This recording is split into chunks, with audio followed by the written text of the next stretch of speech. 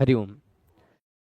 श्री गुरुभ्यो नमः। स्वागत है आप सभी का आज के इस व्याख्यान में। हम सभी लोग काशिका व्याख्या के साथ अष्टाध्यायी का अध्ययन कर रहे हैं और उस अध्ययन के क्रम में हम लोगों ने अब तक अव्यय संज्ञा को पढ़ लिया है। क्या होता है अव्यय, ये बात हमने 41 सूत्रों तक जान लिया है। बहुत सारी संज्ञाओं को पढ़ा, उनमें से अंतिम संज्ञा हमने अव्यय संज्ञा पढ़ी थी। और अव्यय संज्ञा से संबद्ध 5-6 सूत्र जो हैं, कौन से? अव्यय संज्ञा से संबद्ध 5 सूत्र। सरादि निपातम अव्ययम तद्धितश्च सर्वविभक्ति कृन्मय जनता तातो सुनक सुनः अव्ययी भावश्च। ये 5 सूत्र हम लोगों ने पढ़ लिया था। अब आज जो हम पढ़ने जा रहे हैं सर्वनाम स्थान संज्ञा। ये सर्वनाम स्थान संज्ञा करने के लिए 2 सूत्र हैं। इन दोनों सूत्रों को पढ़ेंगे और समझने का प्रयास करेंगे, ठीक है? तो पहला सूत्र है हि सर्वनाम स्थानम। हि सर्वनाम स्थानम। हि जो है वह सर्वनाम स्थान है। इतना ही सूत्र का अर्थ है। किसी पद की अनुवृत्ति नहीं आ रही है। यहाँ पर अव्यय का विषय समाप्त हो गया है।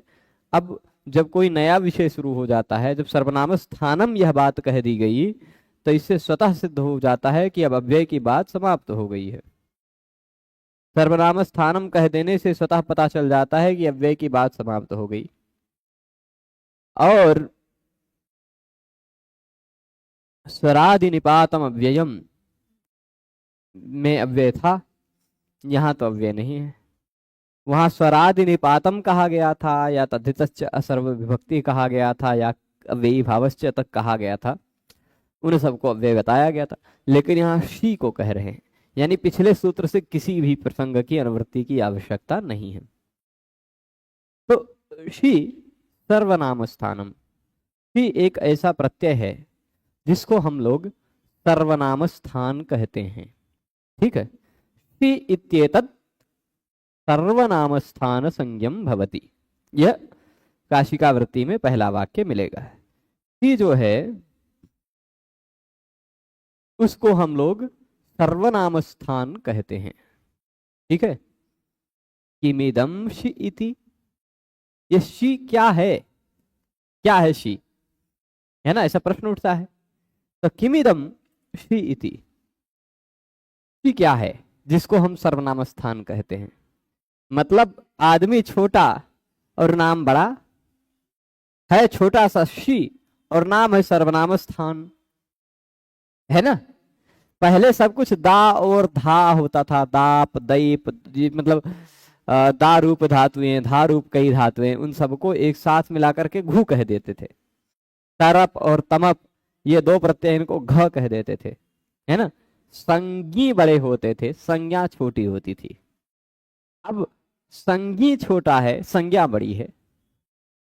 संज्ञी है शी, संज्ञा है सर्वनाम स्थान, है ना? मैंने पिछले व्याख्यान में चर्चा की थी कि इसको सर्वनाम स्थान को हरिनामामृत व्याकरणकार ने, श्री जीव गोस्वामी जी ने, इसको कृष्ण स्थान कह दिया है। कह दिया है कि ये सर्वनाम स्थान संज्ञा कोई अलग संज्ञा, ये सर्वनाम स्थान नहीं है, कृष्ण स्थान है। अब्रह्म पांडवाह शिश्च कृष्ण स्थानम, ऐसा सूत्र था उनका। नपुंसक लिंग से भिन्न के 5 प्रत्यय तथा शी, ये सर्वनाम स्थान नहीं है, नहीं, वो कृष्ण स्थान है, ऐसा उन्होंने कहा था। और हेमचंद्र ने इसी को सर्वनाम स्थान, पाणिनीय व्याकरण में नाम बड़ा सा है, इससे थोड़ा सा छोटा नाम कृष्ण स्थान, है ना? ये थोड़ा सा छोटा नाम हो गया, है ना? तो हरिनामामृत व्याकरणकार ने, और उससे भी छोटा नाम रखा है हेमचंद्र ने। जैन संप्रदाय का जो एक व्याकरण है, सिद्ध हेमचंद्र शब्दानुशासन, उसमें उन्होंने कहा शिर धुट, उन्होंने कह दिया यह धुट है। अब मैं एकदम सुनिश्चित नहीं हूं धुट है कि घुट है, इतना ध्यान नहीं आ रहा है। सिर धुट है कि सिर घुट धुट है, ठीक है, धुट ही है 100%। तो शिरधुट पुम स्त्रियो हो श्यमौजस, ऐसा 2 सूत्र है। तो ये समझिएगा, शी को धुट कहा जाता है, वो धुट कह रहे हैं, ये सर्वनाम स्थान कह रहे हैं, मतलब इतना अंतर है। मैं खाली ये इसलिए सबके बारे में बोल दे रहा हूं क्योंकि आप यह कल्पना कर सकें कि केवल भगवान पाणिनि ने ही ऐसा व्याकरण नहीं लिखा है, और भी लोगों ने लिखा है। हाँ, भोजराज के भी व्याकरण को मैंने पढ़ा था, सरस्वती कंठाभरणम को, पर पाणिनीय व्याकरण की सर्वाधिक नकल उसमें की गई है। सीधे सीधे एज इट इज बहुत सारे सूत्र रख दिए गए हैं, इसलिए उसको उस तरह से शोध परक दृष्टि से मैंने नहीं पढ़ा था, और इसलिए वहां का मेरा संस्कार उतना ज्यादा नहीं है, लगभग ऐसा ही है सूत्र। तो यह सर्वनाम स्थान है, ठीक है, इतना ही इस सूत्र का अर्थ है। क्या है शी? तो आपको 7 1 20 नंबर सूत्र निकाल कर देखना चाहिए। 7 1 20 नंबर सूत्र में जो जश शशोह शी, इस सूत्र से जश और शस इन दोनों के स्थान पर शी हो जाया करता है, उसी शी की बात चल रही है। ठीक है, देखिए मैं आपको बता दूं तो पुल्लिंग, स्त्रीलिंग, नपुंसक लिंग, तीनों लिंगों में शब्दों के 7 विभक्तियों में रूप बनाने के लिए हम लोग कुछ प्रत्यय लगाते हैं। पुल्लिंग में भी, स्त्रीलिंग में भी, नपुंसक लिंग में भी, तीनों लिंगों में प्रत्यय लगते हैं। सु औजस, अम औठस, ताभ्याम भिस, ङेभ्याम भ्यस, ङसीभ्याम भ्यस, ङस ओस आम, गी ओस सुप। ये 7 विभक्तियों के 3 प्रत्यय हैं, जिन प्रत्ययों को लगकर आप सबने संभवतः इतना जरूर सुना होगा, बालकः बालकौ बालकाः, बालकं बालकौ बालकान् इत्यादि। रामः रामौ रामाः, रामं रामौ राम, पढ़ा होगा, सुना होगा। ये सारे शब्द रूप बनते हैं इन्हीं प्रत्ययों के सहारे।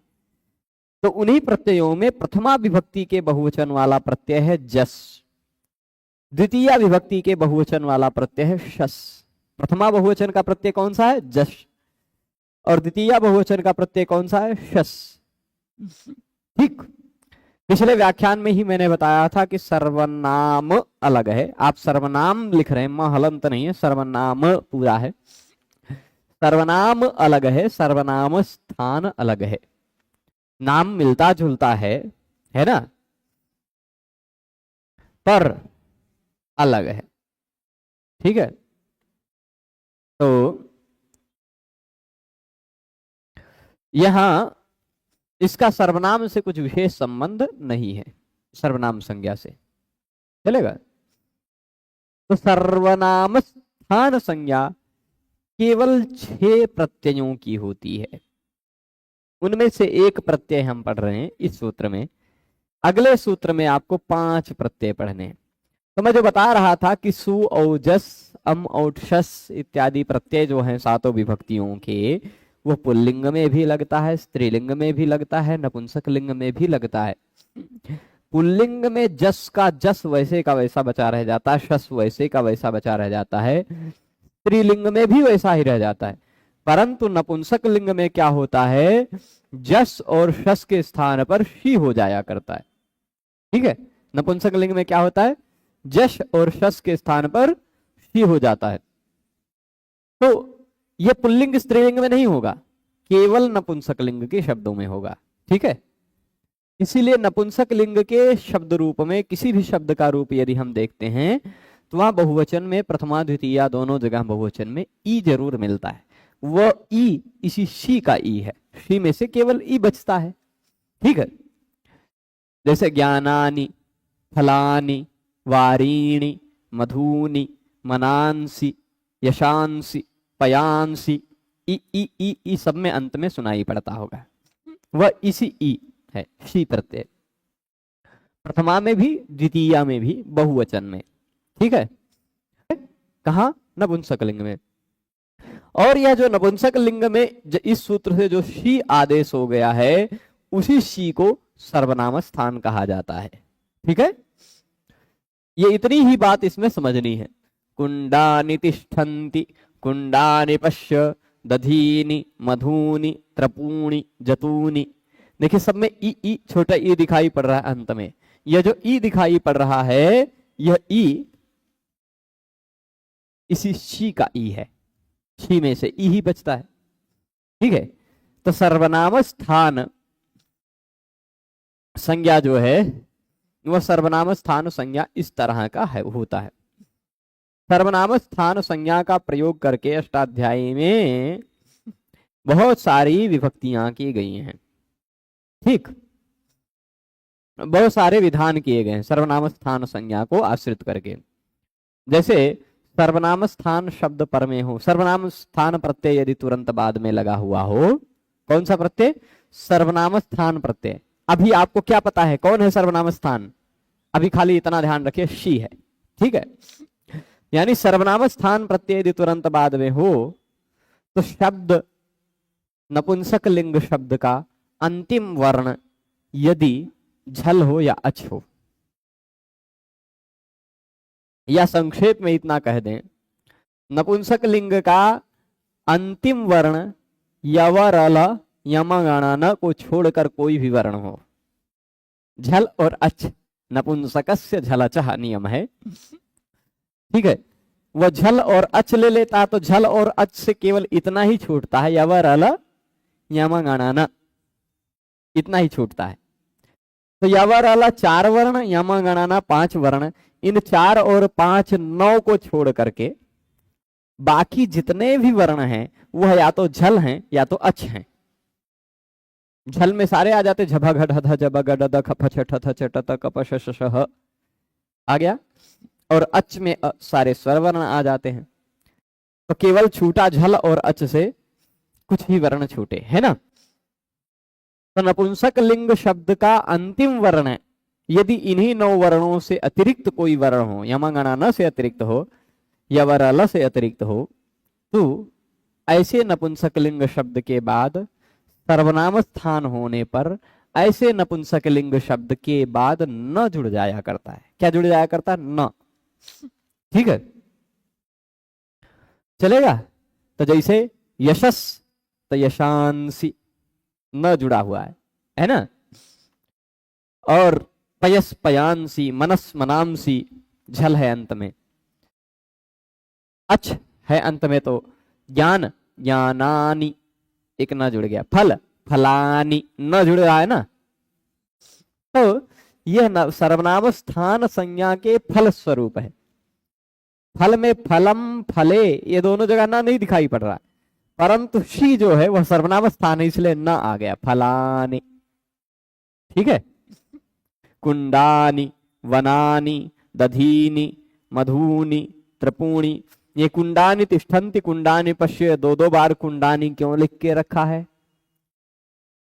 जब बनना कुंडानी ही है तो तिष्ठन्ति और पश्य क्यों अलग अलग कह रहे हैं? क्योंकि कुंडानी तिष्ठन्ति कह रहे हैं तो तिष्ठन्ति यह प्रथम पुरुष का प्रयोग है, यहाँ कुंडानी करता है प्रथमा बहुवचन का रूप है, और कुंडानी पश्य का मतलब कुंडों को देखो, तो यहाँ कुंडानी द्वितीय विभक्ति वाला है, शस वाला। ठीक है, इसलिए दोनों उदाहरण दिया, जश और शस दोनों का उदाहरण दिया। कुंडानी तिष्ठन्ति कुंडानी पश्य, कुंड स्थित हैं कुंडों को देखो, कुंड स्थित है, यहाँ कुंड करता है प्रथमा विभक्ति में है, कुंडों को देखो तो वहां कुंड द्वितीय विभक्ति बहुवचन में है। ठीक है, दधीनी, दधि शब्द से भी सर्वनाम स्थान शी को शी प्रत्यय होगा, शी को सर्वनाम स्थान कहा जाएगा, बीच बाद में न जुड़ जाया करेगा। ठीक है, दधीनी मधुनी त्रपूणी, त्रपु शब्द है, त्रपूणी, जतु जतूनी। ठीक है, अच्छा अभी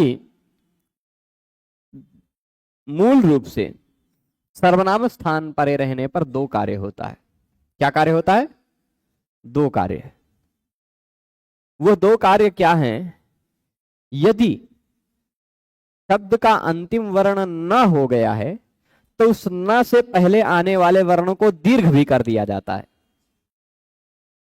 न से तुरंत पहले आने वाले वर्ण को दीर्घ भी कर दिया जाता है। सर्वनाम स्थाने चा संबुद्धौ सूत्र से 6 4 8 नंबर सूत्र निकाल लेंगे। 6 4 8 दिख रहा है। सर्वनाम स्थाने चा संबुद्धौ, पहले सूत्र समझ लीजिएगा। यह सूत्र, इस सूत्र में 6 4 में ही कहीं इसी से ऊपर में नोपधाया सूत्र दिखाई पड़ रहा होगा, 7 नंबर है ना।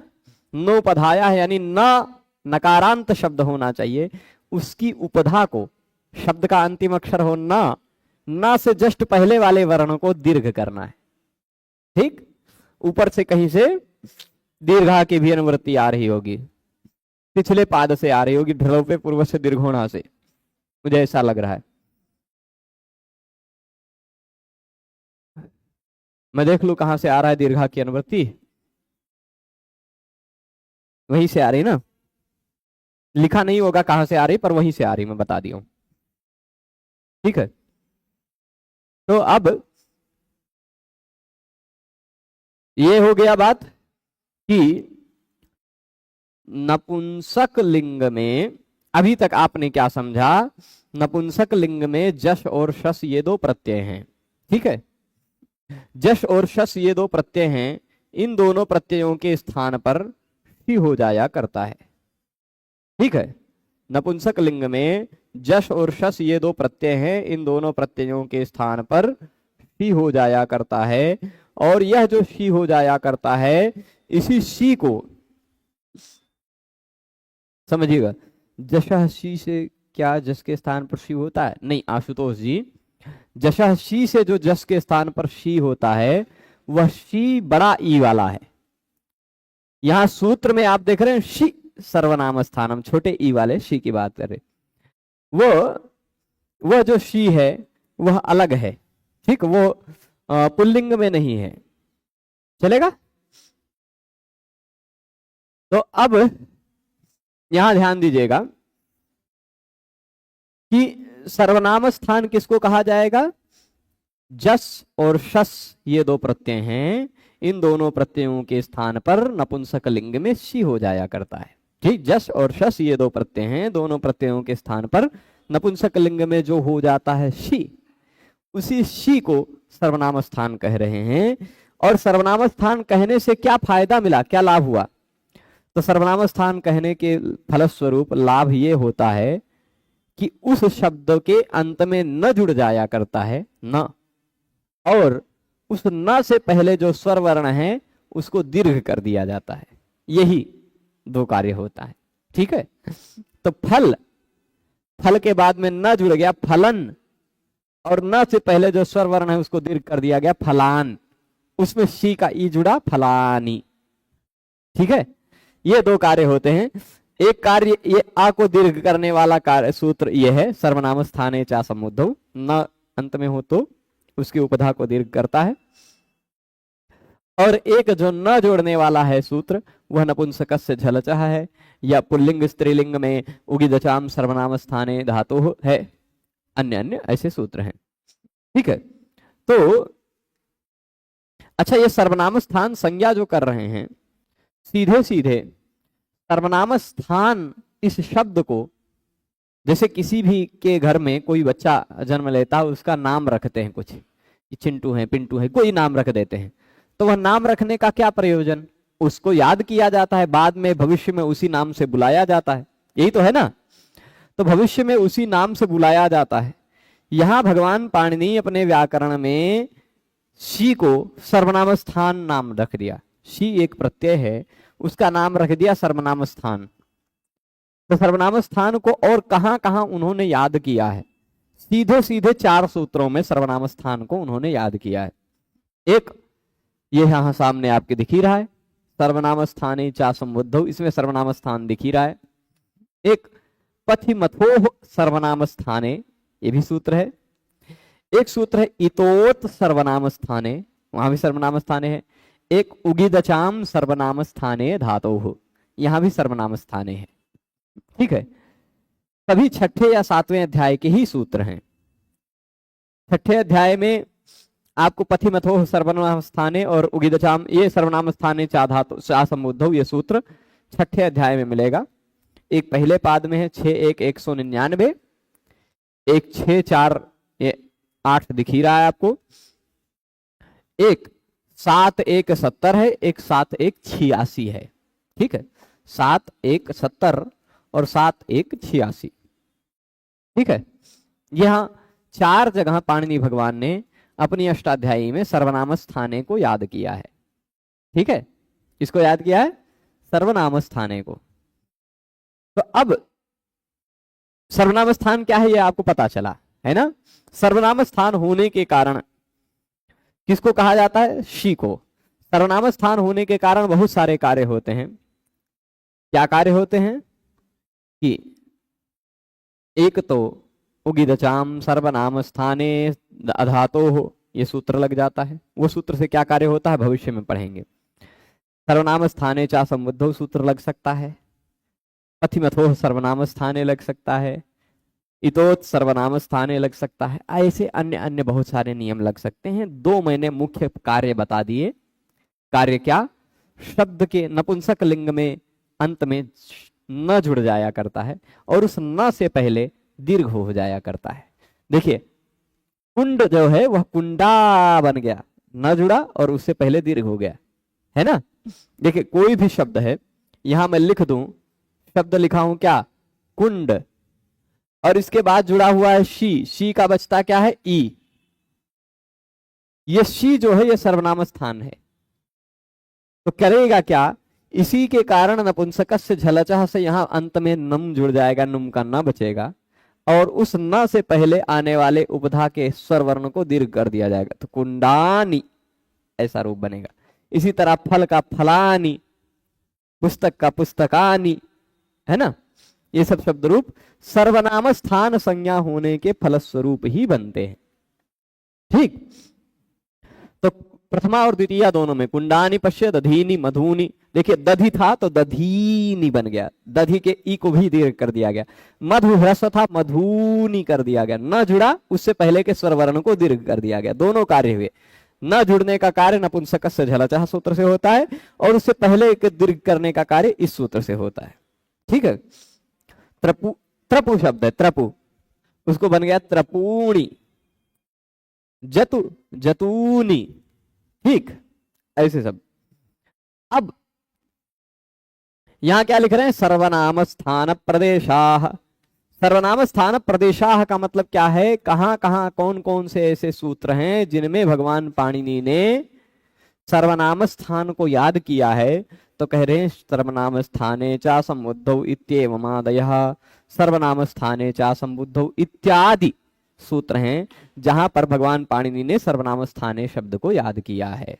ठीक है, चलेगा, समझ गए। तो अब यहां तक हमने खाली जाना शी को सर्वनाम स्थान कहा जाता है। शी एक ऐसा प्रत्यय है जिसको सर्वनाम स्थान कहा जाता है।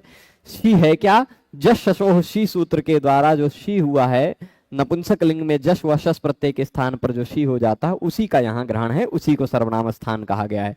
अब देखिए, दधि के बाद जस लगा या दधि के बाद शस लगा, दोनों स्थितियों में दधि के बाद अस बचेगा। जस और शस के स्थान पर अस बचता है और उन दोनों के स्थान पर शी हो जाएगा, जस शशो शी, इस सूत्र से। ठीक, शी में से केवल ई बचता है, दधि ई। ऐसे फल ई होता, पुस्तक ई होता, कोई भी होता। तो यहां क्या लगता है? नपुंसकस्य झलचः। नपुंसक लिंग शब्द हो, उसका अंतिम वर्ण झल हो, यानी यवरल यमगणना को छोड़कर कुछ भी हो। तो ये देख लीजिए, इसका अंतिम वर्ण ई है, यवरल यमगणना से अतिरिक्त है। तो इस ई के कारण इस ई को नुम जुड़ जाएगा बाद में, ई के बाद। तो दधि नुम ई, दधि ई था, दधि नुम ई हो गया। नुम में से केवल न बचता है, दधि न ई।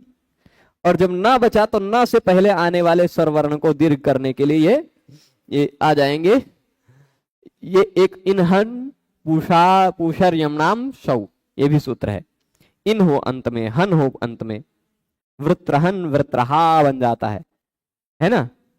ऐसे पूषण पूषा, ऐसे शब्द दीर्घ करने के लिए शौ। शी प्रत्यय यदि पूरा तुरंत बाद में हो, शी प्रत्यय तुरंत बाद में हो, तो इन हन और पूषण अर्यण अर्यमण, इन सारे शब्दों को दीर्घ हो जाता है। इन अंत में आने वाला शब्द है दधिन, उसको दीर्घ हो गया, दधीन बन गया। दधीन में ई जुड़ा, दधीनी। मधुनी, त्रपूणी, जतूनी इत्यादि शब्द इसी तरह बनेंगे। ठीक है। अब तक हमने केवल एक बात जानी कि सी एक प्रत्यय है जिसको सर्वनाम स्थान कहा जाता है। यह जो सी प्रत्यय है वो किस लिंग में आता है, जरा कोई बताएगा किस लिंग में? केवल नपुंसक लिंग में। ठीक है, केवल नपुंसक लिंग में आता है, पुल्लिंग और स्त्रीलिंग में सी नहीं आता। अब यानी सर्वनाम स्थान अभी तक हमारे पढ़े हुए नियम के आधार पर केवल नपुंसक लिंग में ही होता है। क्या पुल्लिंग और स्त्रीलिंग में भी सर्वनाम स्थान होता है? यह प्रश्न है, तो उसका उत्तर है सुड नपुंसकस्य। ठीक है, या इस सूत्र को पहले हम ध्यान देंगे, इसमें यहां देखिएगा ऊपर से सी सर्वनाम स्थानम से एक शब्द की अनुवृत्ति आ रही है जिसको कहा जाएगा सर्वनाम स्थानम। प्रसंगवश पिछले सूत्र के शब्दों को हम अगले सूत्र में ले लेते हैं, क्योंकि प्रसंगवश जैसे कहा गया कि मैं गांव जाऊंगा वहां खाऊंगा, तो वहां का मतलब क्या हो गया? गांव। पिछले वाक्य से हमने एक शब्द को ले लिया। तो वैसे ही सी सर्वनाम स्थानम, सी को सर्वनाम स्थान कहा जाता है, और सुड नपुंसकस्य, तो यहां भी उसको भी सर्वनाम स्थान कहा जाता है। जब तक कोई दूसरा नाम नहीं रखेंगे तब तक आगे आने वाले शब्दों में यही सर्वनाम स्थान की प्रसक्ति रहेगी। तो सुड, इस सुड नपुंसकस्य सूत्र को हम लोग तोड़ लेते हैं, ऑपरेशन कर लेते हैं। सुड नपुंसकस्य सूत्र को जब तोड़ेंगे तो इसमें दो शब्द निकल कर आएंगे। एक शब्द रहेगा सुट, दूसरा शब्द रहेगा अनपुंसकस्य।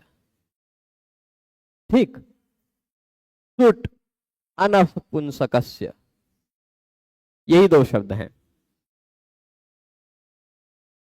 ये ऊपर की बिंदी थोड़ी कम दिख रही होगी, अब दिख रही होगी।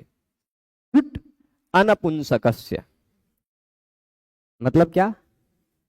अभी पिछला सूत्र केवल नपुंसक लिंग में था, यह नपुंसक लिंग में नहीं है। अनपुंसक मतलब पुल्लिंग और स्त्रीलिंग में। अच्छा, यहां भगवान पाणिनि ने अनपुंसकस्य कहा है। हरिनामामृत व्याकरण में श्री जीव गोस्वामी जी ने अब्रह्म कहा है। वहां नपुंसक लिंग शब्द नहीं कहते, वहां ब्रह्मलिंग कहते, ब्रह्म कहते हैं। अब्रह्म पांडवाः, ऐसा उन्होंने कहा है। और हेमचंद्र जी ने भी पाणिनि जी से थोड़े शॉर्ट में कहा है, पुम स्त्रियोः कह दिया। पुम स्त्रियोः कह देने से पुल्लिंग और स्त्रीलिंग में यह कहना है, पर पाणिनि भगवान ने कहा अनपुंसकस्य, नपुंसक लिंग में नहीं, यानी अन्य दोनों लिंग में। मतलब क्या? पुल्लिंग और स्त्रीलिंग में। ठीक है, पुल्लिंग और स्त्रीलिंग में जो सुट है वह भी सर्वनाम स्थान है, यही पूरा अर्थ हुआ। अनपुंसकस्य मतलब क्या? नपुंसक लिंग से अतिरिक्त लिंग में, यानी कि पुल्लिंग और स्त्रीलिंग में जो सुट है वह सर्वनाम स्थान है। अब आप कहेंगे ये सुट क्या है? भाई ये तो जान गए, अनपुंसकस्य का अर्थ आप जान गए, सर्वनाम स्थान को भी आप जान गए कि सर्वनाम स्थान एक नाम है जो नाम कर दे रहे हैं। ठीक है, परंतु सुट क्या है? सुट क्या है यह जानने की इच्छा होगी, बता दें सुट क्या है। आप चौथे अध्याय के पहले पाद का दूसरा सूत्र निकाल लेंगे, 4-1-2, 4-1-2 नंबर सूत्र निकालेंगे अष्टाध्यायी में। देख लीजिए किस पेज पे है, पेज नंबर भी बता दीजिए किस, 36 नंबर पेज पे। जिनके पास हरी वाली अष्टाध्यायी निकाल लेंगे। तो 4-1-2 नंबर सूत्र है, वह है क्या? सौज समौच्छष्टाभ्याम भिस्ङेभ्याम भ्यस्ङसिभ्याम भ्यस्ङसोसाम्यो सुप, ऐसा करके सूत्र है। उस सूत्र को जब हम तोड़ते हैं तो उस सूत्र में सातों विभक्तियों के 21 प्रत्यय हैं। ठीक है, वो सातों विभक्तियों के 21 प्रत्ययों को मैं लिखते जा रहा हूं, जहां तक हमारा काम है वहीं पर रोक देंगे। देखिए पहला क्या है? सु, औ, जस, आउट। इसके बाद क्या है? डैश डैश डस, है ना, टाभ्याम भीष्भ्याम भ्यस्गसिभ्याम भ्यस्गसोसाम्यो सुप इत्यादि। हमको मतलब कहां तक है? हमको सु से लेके टा तक मतलब है। सु से लेके टा तक के हिस्से को सुट कहा जाता है। ये पाणिनि जी के लिखने की थोड़ी शैली है, प्रत्याहार बना देते हैं।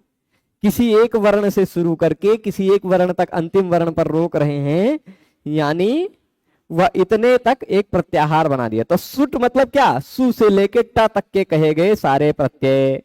सुट का मतलब क्या हो गया बताइए। अब सुट मतलब कितने प्रत्यय हो गए? कौन कौन से प्रत्यय हो गए? सु, औ, जस, अम, औट। इन पांचों को औट तक, टा तक ही है ना, सुट है। चलेगा?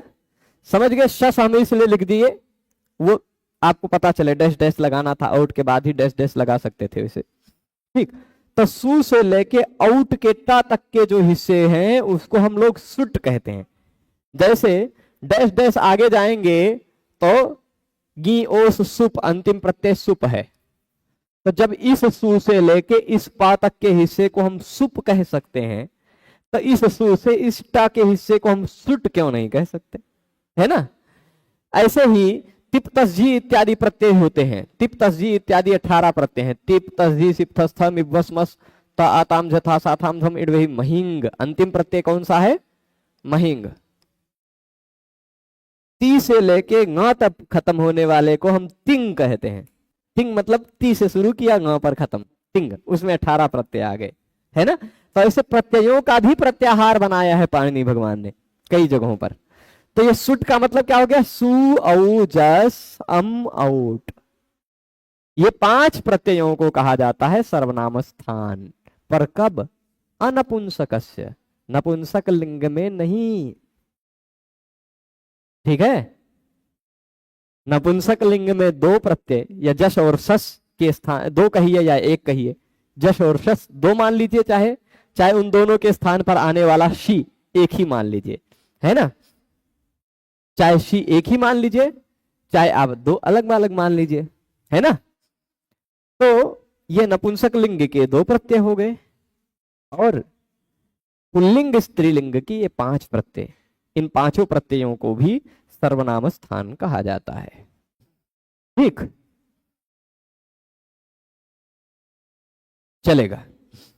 यहां प्रश्न उठ रहा है कि अगर शी और सुट को भी लेना था, शी और सुट को ही लेना था, इन्हीं 6 प्रत्ययों को लेना था, तो इतना बड़ा सा नाम क्यों रख दिया, है ना, सर्वनाम स्थान। तो कल मैंने इस पर प्रकाश डाला था कि बृहत संज्ञाकरणम तत्वबोधिनी व्याख्या में लिखा हुआ है श्री सर्वनाम स्थानम सूत्र के, बृहत संज्ञाकरणम पूर्वाचार्यानुरोधेन, पूर्व के आचार्यों की अवहेलना न करते हुए, पूर्व के आचार्यों ने यह बड़ा नाम रखा होगा, उसी का सीधे सीधे अनुकरण कर लिया है पाणिनि भगवान ने। पाणिनीय व्याकरण में जो बातें कही गई हैं, जो नाम किए गए हैं, जो नाम रखे गए हैं, वे सभी नाम पाणिनि जी ने स्वयं बनाए हैं, ऐसा नहीं है।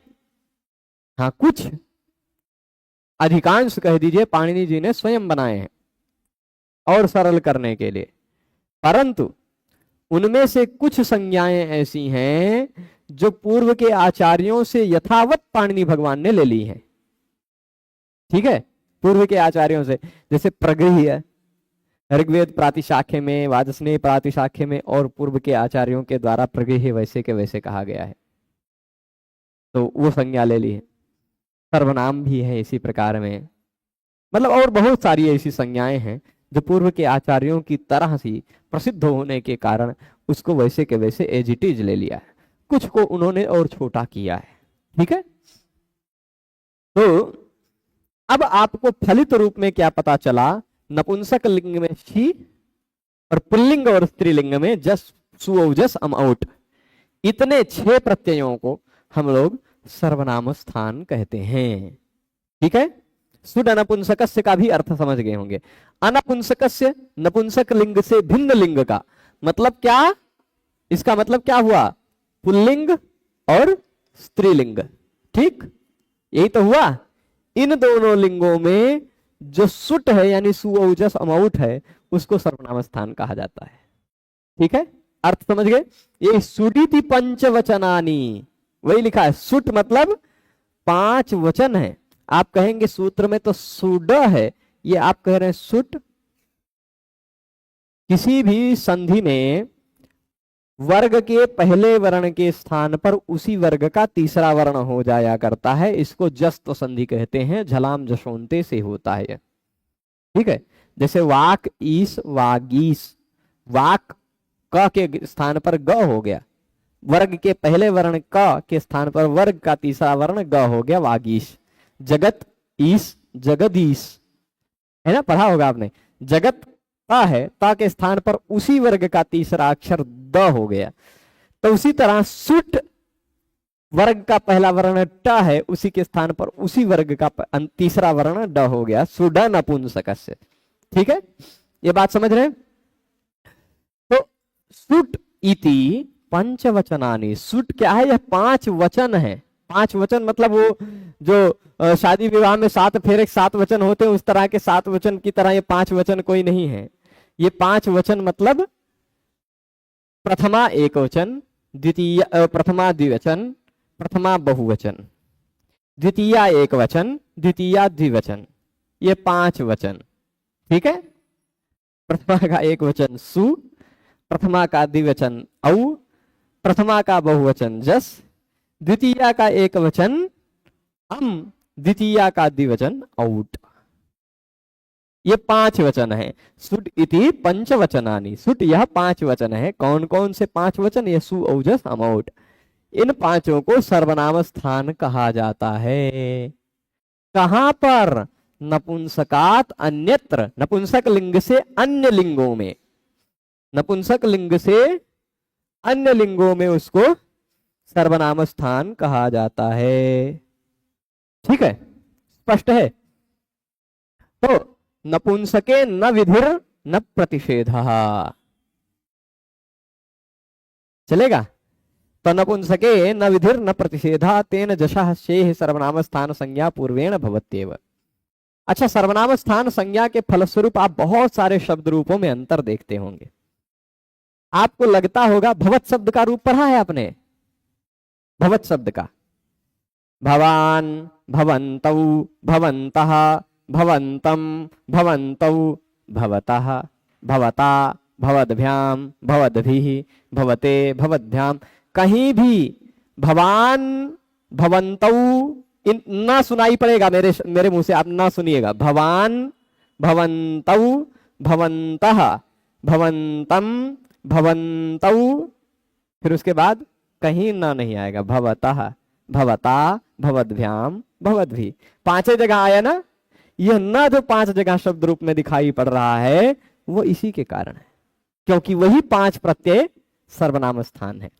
आप राजन शब्द का रूप देखिए, राजा, राजानौ, राजा में भी दीर्घ हुआ, राजानौ में भी दीर्घ हुआ, राजानः में भी जा दीर्घ हुआ है, राजानम, राजानौ। उसके बाद फिर राजा नहीं सुनाई पड़ेंगे, राज्ञः, राज्ञा, राजभ्याम, राजभिः, है ना, समझ रहे हैं। तो ये सर्वनाम स्थान संज्ञा के फलस्वरूप कार्य होता है, समझ रहे हैं। तो तेन, अब कह रहे हैं नपुंसक लिंग में, नपुंसक लिंग में हम ऐसा भी नहीं कह सकते हैं कि सर्वनाम स्थान संज्ञा नहीं है, और ऐसा भी नहीं कह सकते हैं कि नपुंसक लिंग में सर्वनाम स्थान संज्ञा है। यहां अनपुंसकस्य से नपुंसक लिंग में ना तो ये विधान कर रहा है, ना तो निषेध कर रहा है। ठीक, ऐसा नहीं है कि नपुंसक लिंग के जो पूर्व के सूत्र से जस और शस के स्थान पर हो रहे शी को सर्वनाम स्थान कहा जा रहा था, उसको निषेध कर दिया, ऐसा नहीं है। यहां जो कहा गया है, इसको नपुंसक लिंग से कुछ लेना देना नहीं है। ठीक, ना तो वह नपुंसक लिंग में यह विधान कर रहा है, ना तो नपुंसक लिंग में सर्वनाम स्थान संज्ञा का निषेध कर रहा है। ये खाली ये बता रहा है कि नपुंसक लिंग से अतिरिक्त जो 2 लिंग हैं, उन दोनों लिंगों में सुओजस को सर्वनाम, सुओजस अमौट 5 प्रत्ययों को सर्वनाम स्थान कहा जाता है। केवल इतना मतलब है। तेन, इसी कारण जशः शेह, जस के स्थान पर जो शी हुआ है, उसकी सर्वनाम स्थान संज्ञा पूर्व सूत्र के द्वारा होती ही है, भवत्येव। ठीक, अच्छा यहां उदाहरण दे दिया, देख लीजिए, राजा राजानौ राजानः राजानम राजानौ। इसके बाद फिर राज्ञा राज्ञा राजभ्याम राजभी राज्ञे राजभ्याम राजभ्या इत्यादि ऐसे ही चलेंगे। ठीक है, तो इससे क्या होता है, यहां भी सर्वनाम स्थाने चा संबुद्धौ, इसी सूत्र से नकारांत जितने भी शब्द हैं, जिसने भी शब्दों के अंत में न सुनाई पड़ रहा, राजन है ना इत्यादि, ऐसे शब्दों की उपधा में दीर्घ हो जाएगा। राजा राजानौ जा जा आ जाएगा। ठीक है, और आप ये भी देख लीजिए, पिता शब्द का मातृ शब्द पितृ शब्द पढ़ा है रूप, पिता पितरौ पितरः पितरौ पितरः पितरम पितरौ, फिर तर नहीं रहेगा, सब यही पांचों जगह तर तर या ता दिखाई पड़ेगा। पिता पितरौ मातरौ पितरः मातरः पितरम मातरम पितरौ मातरौ, फिर पितरीन, तर नहीं रहा, त्री हो गया, है ना। पित्रा पितृभ्याम, कहीं नहीं गुण होगा, यही 5 जगह गुण होगा ऋतोंगी सर्वनाम स्थानयोः सूत्र से। ठीक है, हाँ गी प्रत्यय में भी हो जाता है, पर गी का ग्रहण किया है ऋतोंगी सर्वनाम स्थानयोः सूत्र में। ठीक है, चलेगा। तो पितृन, अब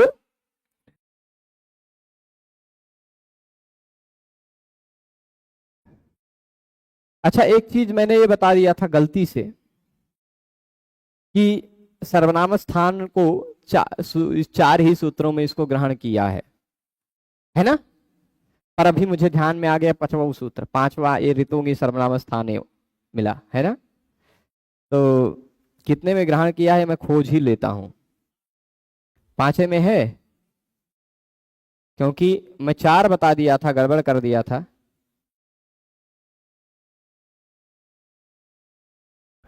सर्वनाम स्थान को 5 में नहीं, मैं गिना रहा हूं। एक है श्री सर्वनाम स्थान में हो गया, ये तो मूल है। उसके अतिरिक्त कुल मिलाकर 7 सूत्रों में है सर्वनाम स्थान शब्द। ठीक है, हम 4 या 5 पर ही अटके थे। एक सर्वनाम स्थाने चा संबुद्धौ, ठीक, एक स्वादिश्व सर्वनाम स्थाने, असर्वनाम स्थान भी तो सर्वनाम स्थान का नाम आ गया ना। एक अये छंदस्य सर्वनाम स्थानम, वहां भी असर्वनाम स्थान कहा गया, तो सर्वनाम स्थान तो आ ही गया। पथिमथोः सर्वनाम स्थाने, उगिदचाम सर्वनाम स्थाने धातोः, इतोत् सर्वनाम स्थाने, ऋतोंगी सर्वनाम स्थानयोः। ये इतने जगह पर सर्वनाम स्थान को सीधे सीधे कहा है पाणिनि भगवान ने। तो उतने सारे सूत्रों के द्वारा जो कार्य होने हैं वो सारे कार्य ये 6 प्रत्यय लगे रहने पर ही होंगे। संबुद्धि मतलब संबोधन नहीं हर्ष जी, संबुद्धि का तात्पर्य होता है संबोधनस्य एकवचनम।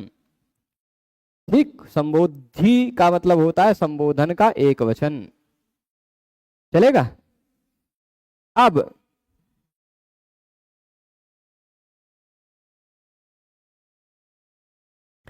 संबोधन का एक वचन हो जाएगा।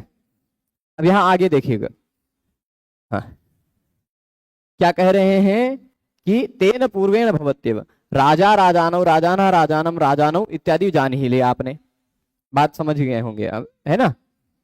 तो आगे देख लेते हैं, कुछ और बात हुई इस सूत्र में, तो कुछ विशेष बात नहीं है, केवल इतना ही है। आगे कह रहे हैं संबुद्धौ शाकल्य सेतावन आरसे में संबुद्धि शब्द है, हम सर्वनाम स्थान शब्द खोज रहे हैं प्रभु, कहाँ ध्यान रहता है आपका। अब सुडीति किम, सुट ऐसा क्यों कहा गया, सुट इति किम, सुओजस अमऔट को ही क्यों सर्वनाम स्थान कहा गया। यदि सुट न कहते तो सुओजस अमऔट के अतिरिक्त प्रत्ययों को भी सर्वनाम स्थान कहा जाता है ना। यदि सुट कह दिया तो उससे पता चला कि सुओजस अमऔट ये 5 प्रत्यय सर्वनाम स्थान है। यदि सुट न कहते तो शस प्रत्यय भी सर्वनाम स्थान होता, ता भी सर्वनाम स्थान होता, तो राज्ञः नहीं बनता है ना, राजानः पश्य ऐसा कुछ बनता, राज्ञः न बनकर राजानः, राजानम, राजानौ इत्यादि की तरह राजानः यहां बनता। ठीक है, तो अनपुंसकस्येति किम, सुट क्यों कहा गया, ये तो उसका फल बता दिया। अनपुंसकस्य ऐसा क्यों कह रहे हैं आप, अनपुंसकस्य ऐसा क्यों कहे, तो उसका भी उत्तर दे रहे हैं सामनी वामनी। देखिए सामन शब्द है, देखिएगा सर ध्यान दीजिएगा, सामन जिस सामवेद में जो साम है वही इसी का सामन शब्द है। ठीक है, इसके बाद औ प्रत्यय लगा हुआ है, कौन सा, औ, तू औजस अमऊट वाला। ठीक, यह औ नपुंस, यदि सूत्र में अनपुंसकस्य न कहते तो ये नपुंसक लिंग शब्द के बाद भी आने वाला औ प्रत्यय सर्वनाम स्थान हो जाता, और सर्वनाम स्थान हो जाता तो यहां इसको दीर्घ करने लग जाते, सामानव ऐसा कुछ बनाने लग जाते, जैसे राजानव बन जाता है, राजन का राजानव, वैसे सामन का सामानव बनता है ना, तो वो नहीं होगा, क्योंकि नपुंसक लिंग में सर्वनाम स्थान सु औजस अमौट नहीं होते। ठीक है, तो यहाँ सामन औ है, औ के जगह पर नपुंसकाच एक ऐसा सूत्र है, उसके कारण हो जाता है शी, जिसमें से बचता है ई, वही जुड़कर बन जाएगा सामनी। ठीक, सामनी, उसी तरह वेमन का वेमनी चलेगा, ई जुड़ जाएगा। नपुंसक लिंग में सर्वनाम स्थान संज्ञा तू औजस अमऊट इन 5 प्रत्ययों की नहीं होती, यह बताने के लिए अनपुंसकस्य रखा। अनपुंसकस्य न रखते तो सामनी वेमनी ये सब शब्द न बन पाते, सामानव वेमानव ऐसा कुछ रूप बनाना पड़ता है ना, और अथवा सामानी वेमानी बनता, सामानी वेमानी, सामनी वेमनी नहीं बनता है ना। तो ये इतनी बात स्पष्ट हो गई। अब आपने क्या समझा, नपुंसक लिंग में, नपुंसक लिंग से भिन्न जो सुट यानी सु जो समूट है, इन वाचक विभक्तियों की सर्वनाम स्थान संज्ञा होती है। राजन सु प्रथमा एक वचन में, सर्वनाम स्थान राजन है, सर्वनाम स्थान है चा संबुद्ध, यही मुख्य काम है। शब्द का अंतिम वर्ण ना हो, उससे पहले आने वाले स्वरवर्ण को दीर्घ कर दिया जाता, राजन का राजान कर दिया गया सर्वनाम स्थान होने के कारण। ठीक है, राजान सा का लोप होगा पहले हलंत होने के कारण, हल्ज्ञाभ्यो दीर्घात से, और फिर न का भी नलोपः प्रातिपदिकांत से लोप हो जाएगा, राजा बन जाएगा। कैसे राजन शब्द राजा बन जाता है वो सारी बात हो गई। ठीक है, अब इसके बाद जो एक सूत्र आ रहा है विभाषा, उसको हमने कई बार इससे पहले भी सुना है और कई बार बताया भी है हमने, पर सूत्र की दृष्टि से इसको हम लोग कल के व्याख्यान में पढ़ेंगे। ठीक है, आज इस विषय को यहीं रोका जाए। कुछ प्रश्न हो तो मैं देख लेता हूं। सर्वनाम किसे कहते हैं, सर्वनाम किसे कहते हैं यह बताने के लिए हमने पिछले 3-4 व्याख्यान से पहले के व्याख्यानों को देख लें।